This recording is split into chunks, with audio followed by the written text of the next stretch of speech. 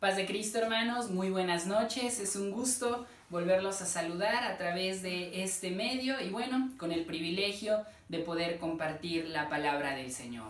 Vamos pues a meditar brevemente en la palabra de Dios. Para ello, los voy a invitar a que abran sus Biblias en la segunda carta que escribe Pablo a su discípulo Timoteo, capítulo 1, versículo 7. Segunda de Timoteo, capítulo 1, versículo 7. Aleluya. Dice de la siguiente manera la palabra del Señor. Porque no nos ha dado Dios un espíritu de cobardía, sino de poder, de amor y de dominio propio. Amén. Aleluya. Gloria al nombre de nuestro Señor Jesucristo. Al leer este pasaje, nuestro corazón, hermanos, se emociona y la piel se nos eriza al saber que Dios nos ha dado ese espíritu de valentía. Sin embargo, el pasaje va dirigido a una persona que se está enfrentando a la adversidad y que bueno, debido a esa situación ha venido el temor a su vida y le tienen que recordar lo que Dios ha puesto en él. Y es de esa manera como este hermoso texto nace. Pablo, el escritor de esta carta, el que fue inspirado por el Espíritu Santo para escribir esta porción bíblica, se encuentra preso y en unas circunstancias muy dolorosas. La salud de Pablo no es la mejor, la mayoría de sus discípulos lo han abandonado e incluso algunos de sus discípulos han traicionado al apóstol Pablo. Él sabe que su muerte se aproxima. Es en esos momentos donde escribe esta carta, la segunda carta de Timoteo, que de hecho es la última carta que escribe el apóstol Pablo. Y esta carta se le escribe a Timoteo consciente de lo que le espera a Timoteo. Recordemos que Pablo ha sido golpeado, ha sido encarcelado, ha sido maltratado y bueno, está próximo a morir. Y eso no es algo nuevo, es algo que sucedía dentro del contexto del desarrollo de la iglesia primitiva. Por eso Pablo ve conveniente escribirle esta porción a su discípulo Timoteo y mencionarle o recordarle que el espíritu que ha sido depositado en él y en cada cristiano es un espíritu de valentía, es un espíritu de amor, de poder y de dominio propio, para que él esté consciente de lo que le está esperando a Timoteo al seguir desarrollando su ministerio en la iglesia de Éfeso, pero también a cada uno de ellos que han aceptado a Jesucristo como su único, suficiente y verdadero Salvador, ya que el tiempo que les toca vivir es un tiempo donde el emperador es Nerón. El emperador Nerón es uno de los hombres más sanguinarios que ha pisado esta tierra. Es por ello que Pablo le recuerda a Timoteo lo que Dios ha puesto en él y que sin importar cuáles sean las circunstancias, él no se debe dejar vencer por el temor. Aleluya. Y es que el temor, mis queridos hermanos, es algo a lo que nos enfrentamos día con día.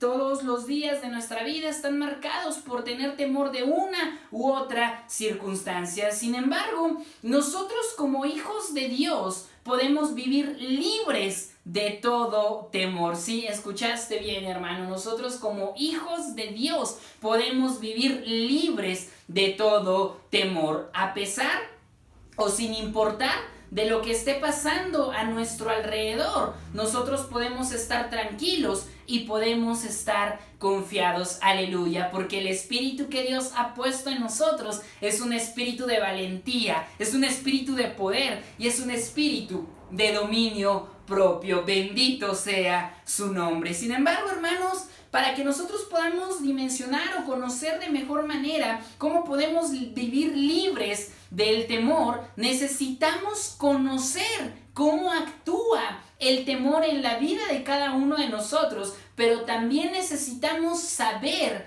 quién está detrás del temor, porque de esa manera vamos a poder vencer al temor y entonces vivir libres de todo temor que pueda acecharnos, mis queridos hermanos. El temor es algo bueno hasta cierto punto, mis queridos hermanos. El tener temor o miedo a algo es un instinto para preservar la vida dentro del ser humano. Gracias a ese temor, bueno, pues no metemos las manos al fuego o no nos ponemos en circunstancias donde nuestra vida esté corriendo riesgo. El temor es bueno en cierta medida. Sin embargo, llega un punto donde el temor se desarrolla más allá, que entonces nos paraliza y deja que nosotros no tengamos una vida plena, que nosotros nos encerremos o que nosotros tengamos miedo a todo lo que está sucediendo a nuestro alrededor, de tal manera que se empiezan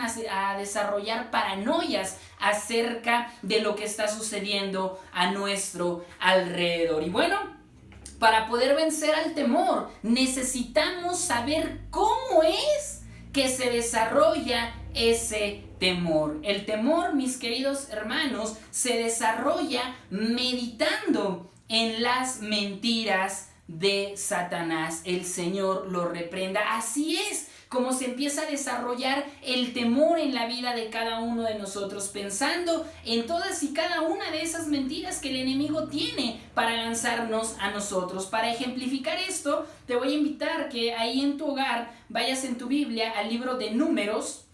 El capítulo es 13, versículo 31. Números, capítulo 13, versículo 31. Recuerda, estamos hablando de cómo se desarrolla el temor y bueno, es a través de las mentiras de Satanás. Números, capítulo 13, versículo 31, dice de la siguiente manera: Mas los varones que subieron con él dijeron: no podremos subir contra aquel pueblo, porque es más fuerte que nosotros. Aleluya. Bueno, vamos a ponernos un poco en contexto para ver qué es lo que está sucediendo aquí y que tiene que ver con el temor, hermano. Recordemos que, bueno, Moisés, por mano de Dios, ha liberado al pueblo de Israel y entonces se encuentran frente a la tierra prometida, donde Moisés habla con el Señor y el Señor le dice: bueno, mira, escoge 12 hombres, un príncipe de cada una de las tribus de Israel y mándalos a explorar la tierra. Pero es interesante que cuando Dios le dice a Moisés que vayan a explorar la tierra, les dice: es la tierra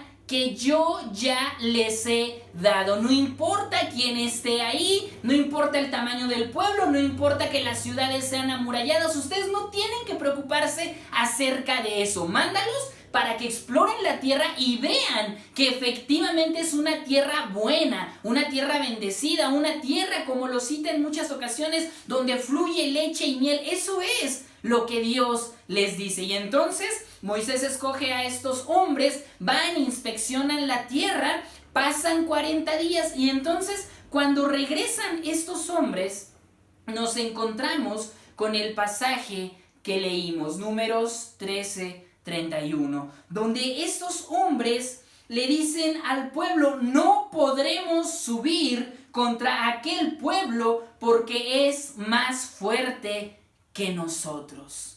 Es interesante ver esto, hermanos, porque Dios les dijo que les va a dar la tierra. Él no los mandó a que inspeccionaran la tierra para que vieran si por sus fuerzas la iban a poder tomar, si ellos iban a poder sacar a los cananeos de esa tierra. No, el Señor solamente los mandó a inspeccionar lo que iban a conquistar, no a que vieran cuáles eran sus probabilidades para poder obtener la tierra, no.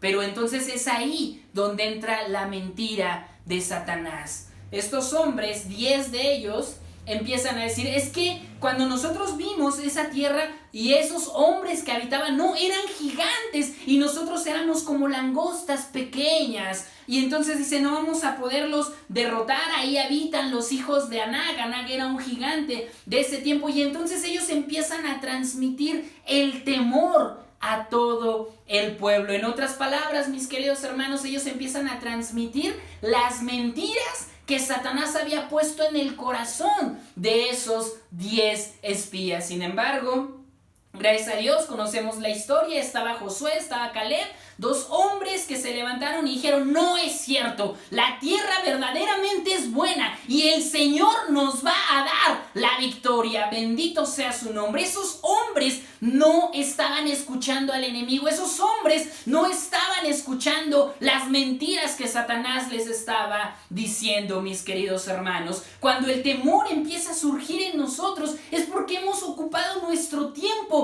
en escuchar cada una de las mentiras que el enemigo nos empieza a susurrar al oído. Y no solamente eso, mis queridos hermanos, una vez que ese temor se ha sembrado en nuestro corazón a través de meditar en esas mentiras del enemigo, entonces la preocupación nos empieza a envolver y empezamos a ver que no hay salida y que no hay otra alternativa, y viene la desesperación y viene la depresión, y en muchos de los casos, mis queridos hermanos, terminan en psicosis muy tremendas y complicadas para las personas que se dejan ser presas del miedo, presas del temor, mis queridos hermanos. Ciertamente estamos viviendo un tiempo complicado, y es un tiempo donde el enemigo está utilizando para susurrar a nuestro oído, para susurrar a nuestro corazón todas y cada una de sus mentiras. Sin embargo, hermanos, nosotros debemos de ser como Josué y Caleb, confiar y descansar en cada una de las promesas que el Señor nos ha dado. No dejarnos vencer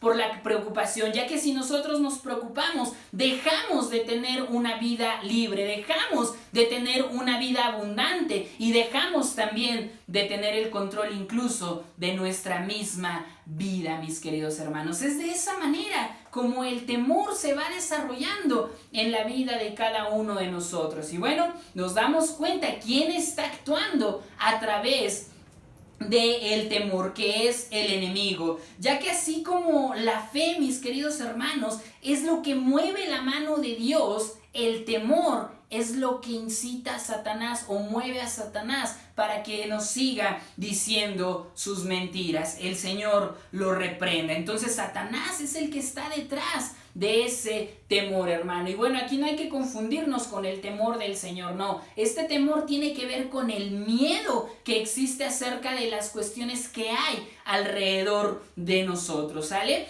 Y entonces esto nos lleva, mis queridos hermanos, a que el temor es una fuerza espiritual. Ciertamente nosotros no lo podemos ver, pero el temor está operando dentro de la vida de muchas personas, y lamentablemente ese temor también está operando dentro del corazón de algunos hijos de Dios. Y mira, ninguno de nosotros está exento acerca de esa fuerza espiritual que nos oprime y que quiere subyugarnos. En el primer libro de los Reyes, en el capítulo 19, versículo 3 y 4, encontramos lo siguiente. Primer libro de los Reyes, capítulo 19, versículos 3 y 4, dice de la siguiente manera: viendo pues el peligro, se levantó y se fue para salvar su vida, y vino a Berseba, que está en Judá,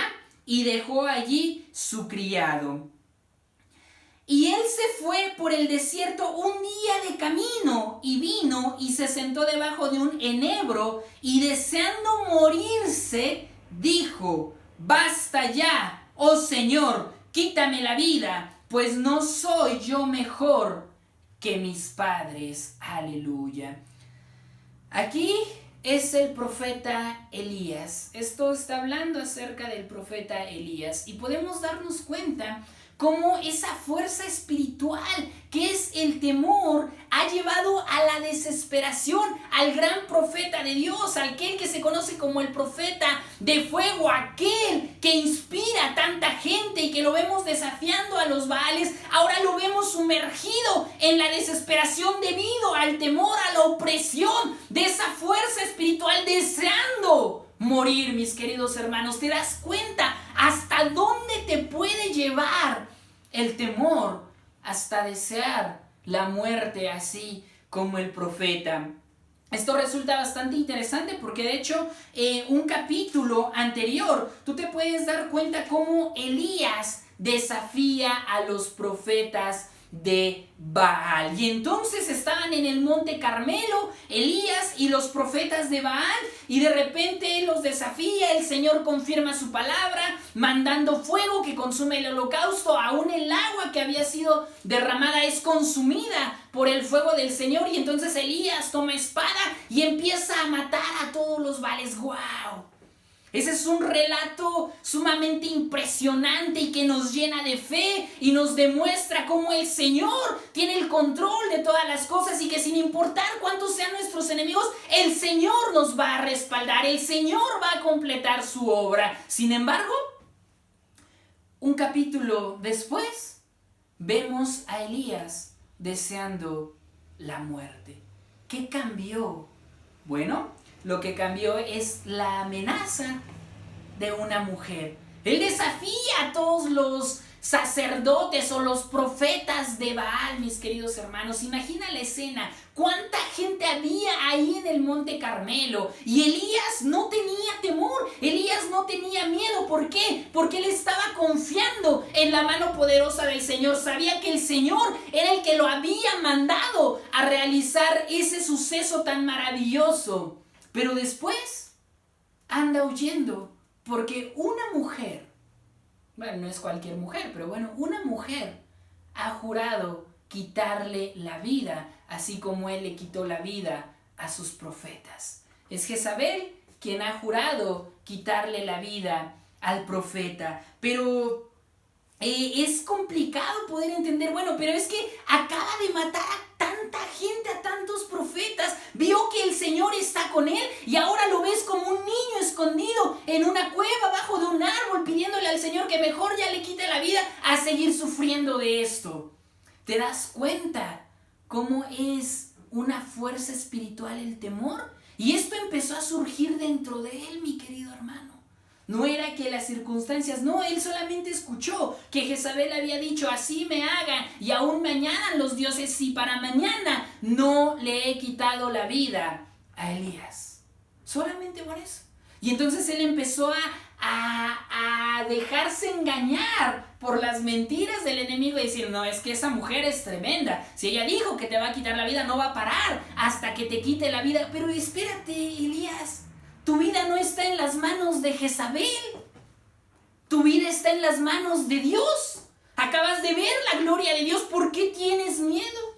Bueno, porque él meditaba en las mentiras del enemigo. Él dejó que esa fuerza oscura empezara a embargar todo su cuerpo. En lugar de que él meditara y pensara en lo que Dios había hecho, en lo que Dios le había dado, en todas las veces que había visto el respaldo de Dios, de todas las otras veces que lo había librado de la muerte. En eso tenía que estar pensando Elías para poderse mantener fuerte, pero no. Él prefirió estar pensando en que una mujer había jurado quitarle la vida. Y es que el enemigo, mis queridos hermanos, utiliza esta arma del temor para frenar los propósitos de Dios. Escucha esto, el enemigo usa el temor para frenar los propósitos de Dios. ¿Cuál era el propósito de Dios? Bueno, que el pueblo se arrepintiera, se volviera al Señor. A eso los desafía y los confronta Elías en el monte Carmelo. Pero de repente anda corriendo, porque se dio cuenta el enemigo que a ese hombre no lo iba a poder detener. Y entonces el enemigo echó mano de su arma más fuerte, que es el temor. Y podemos darnos cuenta cómo por el temor le arruinó el ministerio a Elías. Una vez que sucede lo que leímos, él termina en una cueva, entonces de repente el Señor se manifiesta a él, ve su desesperación y entonces le dice, ok, mira, ya vas a poder descansar. Ve, vas a ungir a Jehú como rey, vas a ir y vas a ungir a Eliseo para que ahora él continúe con la obra que tú has iniciado. Por el temor, el ministerio de este hombre de Dios se vio truncado. Y es que eso es lo que busca el enemigo, detener la obra de Dios, mis queridos hermanos. Aleluya. El temor, mis queridos hermanos, no solamente busca paralizarnos y busca arruinarnos el propósito de que Dios tiene para con cada uno de nosotros, sino que el temor también desafía nuestra fe. Pensemos en Elías. Si alguien le hubiera preguntado, bueno, pues ¿qué no crees que Dios está contigo? ¿Qué no crees que el Señor te va a ayudar? Y entonces así es como el temor desafía nuestra fe. Para poder meditar en esto, hermanos, de cómo el temor desafía nuestra fe, vamos al Evangelio de Mateo, una historia que ya conocemos bastante. Mateo, capítulo 14, versículo 29 y 30.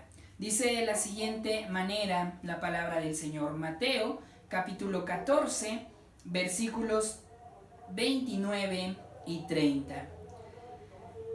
Y él le dijo, ven, y desciende Pedro de la barca, anda sobre las aguas para ir a Jesús.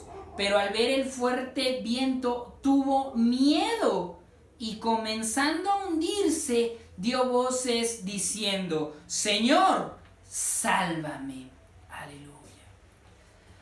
Digo que la historia la conocemos, podemos ver al maestro que se ha separado un poco de sus discípulos y entonces ellos están en una barca, la noche cae, el mar se empieza a poner un poco violento y entonces el Señor va caminando sobre el agua hacia la barca donde están los discípulos. Ellos se asustan y dicen, un fantasma, y entonces de repente el Señor les dice, tengan ánimo, yo soy. Y entonces al verlo Pedro le dice a Jesús, si eres tú, Señor, haz que salga yo de la barca y pueda caminar sobre el agua hasta donde tú te encuentras. Eso es lo que está sucediendo. Todos conocemos esta historia, hermanos, y la conocemos como un acto de fe que Pedro tiene al poner un pie fuera de la barca y entonces empezar a caminar sobre el agua. El hombre tenía fe, claro que tenía fe, porque por eso salió, porque su maestro le dijo, anda Pedro, ven. Y al escuchar la voz de su maestro, al escuchar la voz de Jesús, Pedro tiene confianza de que él va a poder caminar sobre el agua como lo está haciendo su maestro. Y entonces Pedro, por esa fe, sale de la barca, aleluya, y empieza a caminar sobre el agua. Qué hermosa experiencia, mis queridos hermanos, el poder vivir en esa fe, que somos capaces de salir de nuestra zona de confort, que somos capaces de confiar en Jesús y caminar hasta Él sin importar lo que esté sucediendo a nuestro alrededor. Sin embargo, sabemos que esta historia tiene un desenlace no tan trágico, pero tampoco es el desenlace que hubiéramos querido. Que hubiéramos querido que Pedro llegara con Jesús y entonces se fundieran en un abrazo y el Señor manifestara una nueva enseñanza acerca de la fe y de que como Pedro había logrado esa hazaña al encontrarse con Él, o a lo mejor Pedro registrar esos suceso y decir, es que fue algo inexplicable lo que yo sentía al caminar al Maestro y poder abrazarlo en ese momento. Pero no termina de esa manera la historia. La historia termina con un Pedro hundiéndose y un Jesús bueno y misericordioso extendiendo su mano para poder rescatar a Pedro todo temeroso. ¿Qué fue lo que cambió? Si bien es cierto que Pedro da un salto de fe al salir de la barca, a ir en contra de la naturaleza y caminar sobre el agua, que de repente él dudara. Lo encontramos esto en el versículo 30. Dice, pero al ver él fuerte viento, tuvo miedo y entonces comenzó a hundirse. El enemigo está viendo que Pedro sale de la barca, que él hace ese salto de fe y entonces quiere distraerlo. ¿Qué mejor manera de distraer al discípulo que ha hecho el salto de fe que haciendo que deje de poner su mirada en su Salvador y empiece a poner la mirada, escucha esto, iglesia, y empiece a poner la mirada en las cosas que están a su alrededor? Pedro iba por fe, aleluya, pero de repente se da cuenta lo que está haciendo, se da cuenta que va caminando sobre el agua, se da cuenta que el viento está fuerte, que la lluvia también está tremenda, y entonces, al mirar sus circunstancias, se empezó a hundir. Él se dejó ser presa del temor, mi querido hermano. Y es que precisamente en esas situaciones, como en la de Pedro, es donde debemos de atender a lo que nos dice el escritor a los hebreos, que debemos de poner nuestros ojos en el autor y consumador de la fe. ¿Quién es? Nuestro amado Señor Jesucristo, aleluya, porque cuando tú pones la mirada en el Salvador, no importa el viento, no importa la lluvia, no importa lo que esté pasando alrededor, tú no te vas a hundir, porque el Señor está ahí y tú has puesto tu mirada en Él, aleluya, y entonces el enemigo no te podrá distraer para hundirte.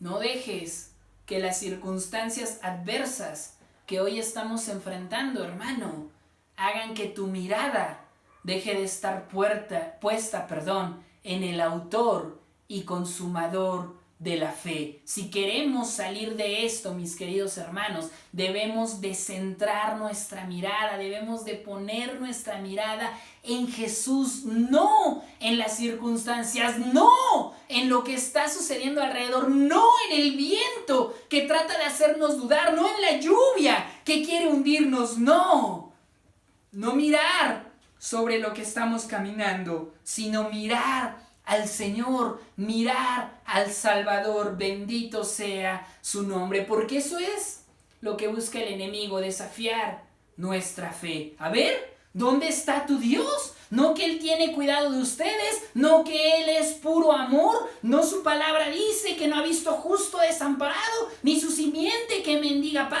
no dice que Él es tu sanador, y tantas otras cosas que el enemigo está utilizando, hermano, para que dejemos de ver al Salvador, dejemos de meditar en las mentiras de Satanás, dejemos de escucharlo, echemos fuera esa opresión, ese poder espiritual que quiere paralizarnos y que quiere mantenernos cautivos, echémoslo fuera, mis queridos hermanos, y pongamos la mirada en el Salvador, recordando el espíritu, aleluya, de valentía que el Señor ha puesto sobre cada uno de nosotros. La Biblia nos enseña que la palabra de Dios es como una espada, mis queridos hermanos, la cual nos ha sido dada. Escucha esto, la palabra es como una espada que nos ha sido dada para pelear contra las fuerzas espirituales que están en nuestra contra. Y una de esas fuerzas espirituales que está en nuestra contra es el temor, mi querido hermano. Cuando el enemigo venga con sus mentiras, cubrámonos con ese escudo de la fe que el Señor nos ha provisto y utilicemos nuestra espada, así como Jesús lo hizo estando en el desierto, cuando el enemigo vino y lo tentó. Jesús apeló a la palabra de Dios. El enemigo le dice, mira, di que estas piedras se conviertan en pan, y entonces Jesús le recuerda, escrito está, en otras palabras, tomó su espada y le asestó un espadazo diciendo, escrito está, no solo de pan vivirá el hombre. Entonces cuando el enemigo venga con sus mentiras, hermano, toma esa espada y dale en la cabeza al enemigo, recordándole que escrito está, aleluya, porque al citar su palabra lo vamos a derrotar. Y también, mis queridos hermanos, dejaremos de ser presas del temor, porque el espíritu que fluye en cada uno de nosotros, escucha esto, iglesia, el espíritu que fluye en cada uno de nosotros es el mismo que fluyó en Pablo, es el mismo que fluyó en Timoteo, es el mismo que ha fluido en cada hombre y mujer de Dios que ha vencido la adversidad, dejando de ser presas del temor, aleluya. Y ese mismo espíritu es el que fluye en ti, es de valentía, ese espíritu es de poder, ese espíritu es de amor y de dominio propio. Bendito sea el nombre del Señor, aleluya, hermano. Inclina tu rostro ahí en tu hogar. Déjate envolver por la presencia del Espíritu Santo. Oh, aleluya. Siente cómo ese espíritu de poder, ese espíritu de valentía fluye en cada uno de nosotros. No importa la situación, mis queridos hermanos, no importa lo que hay a nuestro alrededor. Dejemos de mirar la circunstancia y empecemos a mirar al Salvador, aleluya, porque Él tiene cuidado de nosotros. Él no nos va a soltar. Oh Señor, aquí estamos. Oh, recurriendo a ti, Señor, poniendo nuestra mirada en ti, Señor, porque sabemos que tú estás aquí con nosotros, que tú no nos dejas, Padre eterno, aleluya, que a través de esta situación estamos mostrando nuestra fe. Ciertamente nuestra fe está siendo desafiada por la situación, pero nosotros confiamos, Señor, en que tú tienes el control de todas las cosas, Padre eterno. Que incluso si ha habido carencia o escasez en cada hogar, mi Señor, escrito está que joven fui y he envejecido, y no he visto justo desamparado, ni su simiente que mendigue pan. Escrito está, Señor. Aleluya, el que está enfermo, Padre, escrito está que tú has llevado nuestros dolores, que tú has llevado nuestras enfermedades y que por tu llaga fuimos curados. Escrito está, aleluya. Escrito está que tú eres el Señor de toda la tierra, Padre eterno.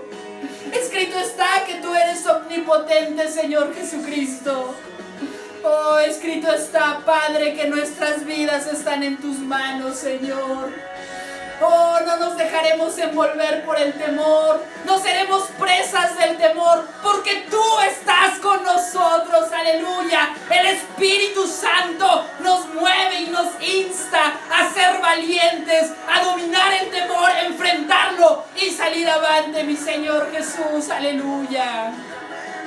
Gracias, porque tú prometiste estar con nosotros todos los días, aleluya, hasta el fin del mundo, Señor. Guárdanos, Padre eterno, guárdanos, y que dejemos de escuchar la voz del enemigo y que pongamos atención a lo que tú nos estás diciendo a través de tu palabra, a través de tus siervos, Señor. Te doy gracias por ese espíritu que tú nos has dado a tus hijos, ese espíritu de valentía, mi Señor Jesucristo. Gracias, Padre eterno, porque podemos confiar en ti, podemos descansar en tu palabra y que tú harás conforme a tu voluntad. Recibe la honra, la gloria y la alabanza, porque solo tú eres digno. En el nombre poderoso de Jesucristo. Amén. Aleluya, aleluya. Ese es el espíritu, hermano, con el cual hemos sido sellados. Ese espíritu de valentía, ese espíritu de amor, ese espíritu de poder, ese espíritu de dominio propio. Aleluya. Vamos a quedar despedidos, mis queridos hermanos, con el último pasaje de la Biblia. La gracia de nuestro Señor Jesucristo sea con todos vosotros. Amén. Apocalipsis 22, 21. Dios los bendiga, mis queridos hermanos.